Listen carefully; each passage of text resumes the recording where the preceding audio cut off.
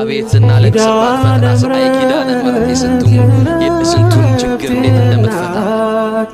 ሰላም ሆነ ባንቺ አማላጅነት ንጽሕት ድንኳን በእምነት ያጌጥኩብሽ አትመሰክሩም ለሷ ቅልል የሚላችሁ ነው ነግሬያችሁ ከሆነ ሁሉ ጊዜ እንደ ምስክርነት ቢሩ ሰላም ሆነ በአማኑኤል ልጅ